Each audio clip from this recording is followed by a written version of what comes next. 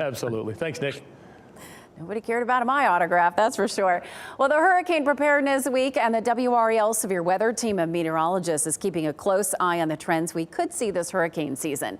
The chances of us seeing an El Nino pattern is increasingly likely, according to NOAA.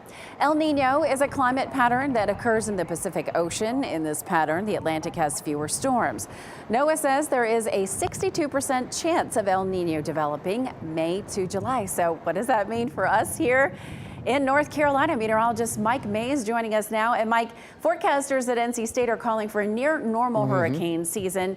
But as we know, it only takes one storm to cause catastrophic damage. Yeah, we've seen that before. Last 3 seasons, we've had La Nina pattern set up, and you know how busy the hurricane seasons have been over the past 3 years. With an El Nino developing this year, the thinking is that it'll be a normal or below normal season. Now, with an El Nino, typically you have strong trade winds moving from east to west over the Pacific Ocean. And what that will do is create upwelling of colder water. Now, when you have the El Nino kick in, those trade winds weaken, so you don't have that cold water upwelling. This alters the global weather pattern, and for us that means there's going to be more wind shear, upper level winds in the atmosphere over the Atlantic Ocean that will tend to shear apart hurricanes that try to develop. That's good news. That means fewer storms. But one caveat here, you take a look at the sea surface temperatures, they are well above normal this early in the season. So you have to wonder, as the season goes on with such warm water, any storms that try to form, maybe they'll be able to overcome the shear, or the ones that do develop and get past the shear could become stronger storms. So this is going to be an interesting season to watch to see what kind of impact this El Nino pattern will have. Stay tuned. Hurricane season begins June 1st, but over the past 7 years, we've seen tropical systems develop in the month of May. We'll see if this year is any different. So take a look at what's going on outside. We have a beautiful afternoon. You can see how windy it is at Lake Aston.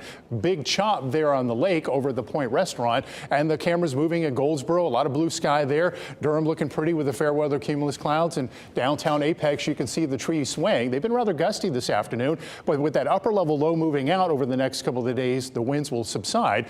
Winds gusting to 24 in Fayetteville, 22 out at RDU, 18 in South Hill. Breezy this evening, but the winds will be 5 to 10 miles per hour overnight. And it's been a cool day. The high so far that I've seen out at RDU has been 64. We're at 63 right now. 68 Fayetteville, 59 at Roxborough. And hour by hour, we cool down. If you're going to be out this evening, a jacket will be needed. 8 o'clock, 58, 10 o'clock, 54. And by daybreak, we're expecting our low about 43. There could be some upper 30s in some of the colder rural areas. So we've been under the influence of low pressure over the past few days. That's what's brought the cloud cover that we've seen this afternoon, the sprinkles and light rain showers the past couple of days, and also the wind. With this moving out, this system off to the west will eject some energy, helping to develop rain over the next couple of days across the plains, and that gets here on Saturday and impacting our Saturday and maybe some rain on Sunday now. So not looking the best for our weekend.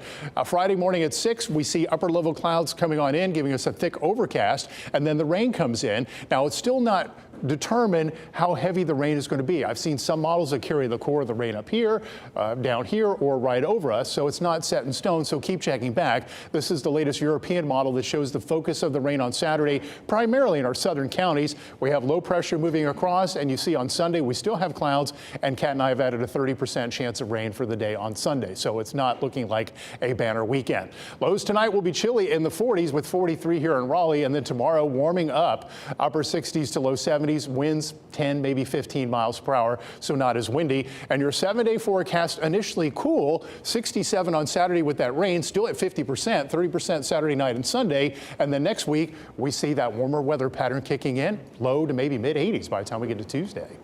All right. Thank you, Mike. Coming up next at 5, when Eli Lilly's new Alzheimer's drug will be sent to the FDA for approval. Plus the results from its testing that could be life-changing. And ahead at 5:30, community members in Granville County are rallying after their church was vandalized. Well, we're learning from investigators, plus the historic significance behind the church built more than 180 years ago.